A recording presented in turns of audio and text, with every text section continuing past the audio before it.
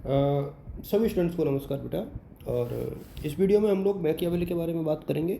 देखिए मैं सारी यूनिट से एक एक विचारकों को फिलहाल इसलिए उठा रहा हूँ क्योंकि आप लोग पूरा पेपर कर पाओ। ठीक है, तो हम लोगों ने इसीलिए मैंने बेंथम को पढ़ा दिया, मिल को पढ़ा दिया और उसके बाद रूसो को ले लिया क्योंकि रूसो से एक क्वेश्चन ज़रूर आएगा। एक मैं मैकियावेली को पढ़ा दूंगा और उसके बाद जो आखिरी यूनिट है हमारी हीगल और मार्क्स की, उसको भी हम लोग देखेंगे। और एक वीडियो अपन बनाएंगे प्लेटो और अरस्तू में से। तो इस तरीके से चार एक वीडियो और आज अपलोड करेंगे। और इसके अलावा आप लोग पढ़ ही रहे हो तो मेरे हिसाब में आपका पेपर अच्छा हो जाएगा। अब मैकियावेली कुछ एक किसी बच्चे ने कहा था कि सर आपने चार बुक के नाम याद करने को कहा। बेटा आप जो फेमस बुक है ना वो याद कर लो खाली। जैसे मैकियावेली की द प्रिंस सबसे फेमस है, तो आप लोग द प्रिंस को याद कर लो। और एक बुक जो है इनकी द डिस्कोर्सेज है तो उसको याद कर लो। तो कम से कम इतना तो आपको करना ही पड़ेगा। देखो द प्रिंस इनकी सबसे फेमस है और एक जो इनकी पुस्तक है discourses on the first 10 book of Livy, तो द डिस्कोर्सेज डिस्कोर्सेज के नाम से ही फेमस है। डिस्कोर्सेज द डिस्कोर्सेज, तो ये दो किताबें हैं मैकियावेली की। और अब मैकियावेली से रिलेटेड जो क्वेश्चंस हैं मैं पूरा टॉपिक ही पढ़ा रहा हूँ तो उसमें ज़्यादा दिक्कत नहीं आएगी। एक तो वो अपने युग का शिशु था ऐसा कुछ कहा जाता है उनके बारे में, तो ये क्वेश्चन पूछा जाता है कई बार कि मैकियावेली अपने युग का शिशु था। ये कई बार पूछा गया है। तो अब ये ऐसा क्यों कहा गया, Machiavelli as a child of his times, मतलब अपने युग का शिशु मैकियावेली को क्यों कहा जाता है। मैकियावेली को अपने अपने युग का शिशु यानी Machiavelli as the child of his times. देखिए मैकियावेली जो है जो प्रत्येक दार्शनिक या विद्वान अपने युग का शिशु होता है क्योंकि चिंतन पर समकालीन परिस्थितियों घटनाओं विचारधाराओं का प्रभाव तो उसके ऊपर पड़ता ही है। और मैकियावेली को ही अपने युग के शिशु की संज्ञा क्यों दी जाती है, उसका एक रीज़न है।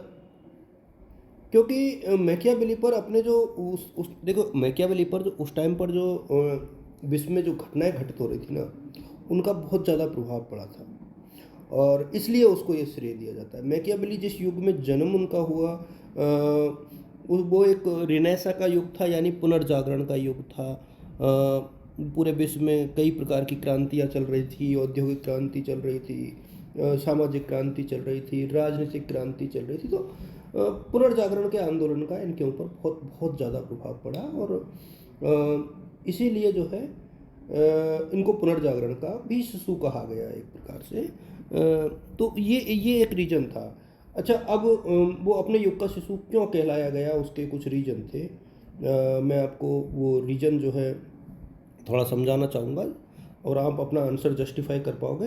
पुनर्जागरण का आंदोलन चल रहा था एक तो जिसका प्रभाव इनके ऊपर चला, बहुत बहुत ज़्यादा प्रभाव पड़ा। रेनेसा मूवमेंट इसका जो है डेफिनेटली इनके ऊपर इम्पैक्ट आया। इसके बाद जो है शक्तिशाली निरंकुश राजतंत्र थे उस टाइम पर, शक्तिशाली निरंकुश राजतंत्र थे क्योंकि यूरोप में उस टाइम पर मोनार्ची ही सिस्टम ज़्यादा था। तो शक्तिशाली निरंकुश राजतंत्र उस टाइम पर मोस्ट ऑफ द कंट्रीज जो थे यूरोपियन वहाँ पर था। और इटली का राजनीतिक विभाजन हो चुका था इस दौरान, इटली का विभाजन और उसकी दुर्दशा, ये भी एक रीज़न रहा कि इनके ऊपर इम्पैक्ट पड़ा क्योंकि ये वहीं के रहने वाले थे तो वहाँ की जो परिस्थितियाँ थी। इटालियन समाज की स्थिति खराब, इटालियन समाज की स्थिति, इटालियन समाज की स्थिति। बेटा मैं एक चीज़ और आप सबसे कहना चाहूँगा कि जब मैं इतनी मेहनत करके आप लोगों के साथ ये चीज़ें साझा कर रहा हूँ तो आप इनको न केवल पढ़ना, अपने साथियों के साथ साझा भी कर देना जिससे कि उनके भी ये काम आए। इसके अलावा धर्म और नैतिकता, ये दो चीज़ें और हैं। धर्म में नैतिकता को इन्होंने अलग नज़रिए से देखा था, उस टाइम पर अलग सीन था। 14वीं शताब्दी में पोप का जो था साम्राज्य था वो नष्ट हो चुका था और उसके बाद की चीज़ें जो है चल रही थी। इसके अलावा मानव स्वभाव संबंधी विचारधारा, तो देखिए मानव के स्वभाव को तो इन्होंने एक अलग तरीके से ही एक्सप्लेन किया था, तो मैं उसको थोड़ा सा आगे चल के डिस्कस करूँगा कि मानव के स्वभाव को इन्होंने किस तरीके से एक्सप्लेन किया था। और इनके जो प्रमुख राजनीतिक विचार है ना उनको मैं पूरा नहीं अपने हिसाब से कुछ कुछ टॉपिक्स हैं जिनको लेकर मैं आप लोगों के साथ डिस्कस कर रहा हूँ। तो मानव स्वभाव संबंधी अवधारणा, मानव स्वभाव संबंधी अवधारणा, इसको मैं आगे और थोड़ा सा अच्छे से एक्सप्लेन करूँगा। तो मैकियावेली के राजनीतिक विचार और जब इनके राजनीतिक विचारों की हम लोग बात करते हैं तो इसमें पहला जो विचार जो फेमस है वो है मानव स्वभाव संबंधी human nature according to Machiavelli संबंधी विचार। अब ये काफ़ी फेमस चीज़ है एक प्रकार से, और हो सकता है कि आपसे 10 नंबर में अलग से भी इसको पूछ लें कि मानव का स्वभाव कैसा था। देखो प्रिंस में वो क्या लिखता है, देखो वो कहता है कि लोग न केवल डरपोक और अज्ञानी होते हैं वरन स्वभाव से ही दुराचारी होते हैं और आवश्यकता पड़ने पर ही सच्चरित दिखाई पड़ते हैं। लोग अपनी वासनाओं के दास और प्रथम श्रेणी के स्वार्थी होते हैं। मतलब और इन्होंने एक प्रकार से एक चीज़ और कही इन्होंने कि व्यक्ति जो है ईर्ष्यालु होता है, महत्वाकांक्षी होता है, झगड़ालू होता है, और वो प्रेम और भय दोनों से संचालित होता है, और धनोपार्जन यानी धन का उपार्जन करना उसका एक टारगेट होता है, उसी से वो प्रभावित भी होता है। तो इस मतलब एक प्रकार से मानव स्वभाव का एक नकारात्मक जो दृष्टिकोण था ना वो इन्होंने प्रस्तुत किया। और इनके जो मानव प्रकृति के विचार हैं उनको निम्न पॉइंट से अपन ज़्यादा देख सकते हैं कि राज्य एक स्वाभाविक संस्था नहीं है, राज्य एक स्वाभाविक संस्था नहीं है। और दूसरा मैं आपको बता दूं कि राज्य की सफलता उसकी शक्ति और सुदृढ़ता है, नैतिकता और परोपकार नहीं। देखिए नैतिकता को तो इन्होंने ज़्यादा माना नहीं, राज्य की सफलता जो है, राज्य की सफलता उसकी शक्ति है। अब ये आप आज के वर्तमान परिप्रेक्ष्य में देख पाओगे कि यहाँ मैकियावेली को मैं काफ़ी मानता हूँ। आज की डेट में नैतिकता कहीं नहीं है, जैसे अमेरिका सिर्फ अपने स्वार्थ की बात करता है। राजनीतिक और नैतिकता का पृथक्करण, राजनीतिक एवं नैतिकता का पृथक्करण। इसके अलावा जो है मानव स्वभाव अपरिवर्तनीय है। जो इन्होंने बेसिक फीचर्स मानव के स्वभाव की बताई थी वो निश्चित तौर पर चेंज नहीं हो पाती क्योंकि वो उसके बेसिक फीचर्स होती है। तो मानव स्वभाव जो है अपरिवर्तनीय होता है। तो इस प्रकार से ये चीज़ काफ़ी इंपॉर्टेंट रही। अच्छा एक चीज़ और है जो मैकियावेली से पूछी जा सकती है, वो है राज्य संबंधी विचार, यानी मैकियावेली के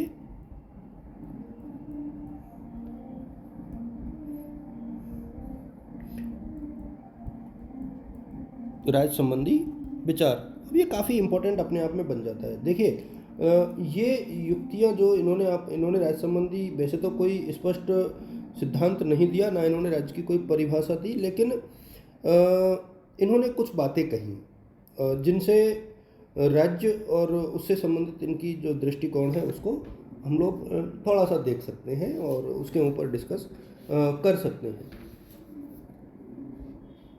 और एक चीज़ और मैं आपको बता दूं, देखिए एक तो उन्होंने राज्य की उत्पत्ति एवं प्रकृति की बात की, राज्य की उत्पत्ति एवं प्रकृति, इसको थोड़ा सा देख लेना, कोई बहुत फेमस नहीं है। राज्य के विस्तार की आवश्यकता होती है, ये इन्होंने कहा था। और इसके अलावा इन्होंने कहा था कि राज्यों का वर्गीकरण और शासन की प्रणाली की बात की इन्होंने। और ये मोटी मोटी चीज़ें थी। शासन के तीनों स्वरूप जो होते हैं वो बेसिकली जो शुद्ध रूप होते हैं वो तो राजतंत्र, कुलीन तंत्र और डेमोक्रेसी होती है, और जो विकृत स्वरूप होते हैं वो तानाशाही, वर्गतंत्र और प्रजातंत्र ये होते हैं। तो ये कुछ चीज़ें इन्होंने जो है डिस्कस की थी, तो यहाँ से आप इनको थोड़ा सा देख सकते हो। मैं एक चीज़ बता दूँ, इनके इसको एग्जाम में पूछा जा सकता है कि इनके राजा के क्या सिद्धांत थे, यानी राजा के कर्तव्य क्या बताए मैकियावेली ने। तो राजा के कर्तव्य, ये क्वेश्चन अलग से पूछा जा सकता है क्योंकि कई चीज़ें हैं जिनको लेकर के उन्होंने डिस्कस किया कि मैकियावेली का राजा कैसा होना चाहिए। तो अधिकाधिक धन देखो इनका उद्देश्य एक नैतिकता नहीं थी, तो अधिकाधिक धनार्जन और साम दाम दंड भेद सारी नीतियाँ राजा को अपनानी चाहिए। शेर और लोमड़ी की तरह व्यवहार करना चाहिए, यानी चतुर, चालाक, शक्तिशाली शेर और लोमड़ी से तुलना की इन्होंने अपने राजा की द प्रिंस में ही इन्होंने इसका उल्लेख किया था। क्रूरता का एक साथ प्रदर्शन, और इन्होंने देखो मैं इसीलिए इनको कहा जाता है क्योंकि उस टाइम पर बहुत ज़्यादा क्रांति चल रही थी। तो क्रूरता का प्रदर्शन यानी राजा को जो है यदि कोई उनका विरोध कर रहा है तो उसका दमन कर देना चाहिए, ये कहते हैं। राष्ट्रीय सेना का गठन जरूरी है देश की संप्रभुता के लिए, तो राष्ट्रीय सेना का गठन, और इसके अलावा कानूनों का पालन कठोरतापूर्वक पालन, ये कुछ पॉइंट्स हैं। और मेरे सामने आप लोगों ने पढ़े होंगे, आपकी बुक में भी ये दे रखे होंगे, ऐसा नहीं है कि नहीं दे रखे होंगे। सम्मानपूर्ण आचरण होना चाहिए उसका, व्यापार और वाणिज्य का विकास होना चाहिए, मितव्यता के साथ उदारता होनी चाहिए, और कला और साहित्य में रुचि होनी चाहिए, कला एवं साहित्य में जो है रुचि होनी चाहिए, चापलूसों से दूर रहना चाहिए राजा को। ये कुछ विशेषताएं थी। निपुणता होनी चाहिए, योग्यता होनी चाहिए, शक्ति संतुलन को बनाए रखना चाहिए, ये कुछ चीज़ें हैं। मैं एक चीज़ और आपसे कहना चाहूँगा कि यदि आप लोग थोड़ा सा अपनी बुक में यदि दे रखा हो कहीं, तो मैकियावेली को आधुनिक राजनीतिक चिंतक का जनक क्यों कहा जाता है, इसके कुछ पॉइंट्स हैं, वो आप लोग अपनी बुक में से देख लेना चाहो तो। बाकी इतना जो पढ़ा है वो पर्याप्त है। इसके अलावा हम लोग अगले जो वीडियो है उसमें मार्क्स के ऊपर और हीगल के ऊपर मैं डिस्कस करूँगा, तो वो बहुत महत्वपूर्ण है। Thank you so much.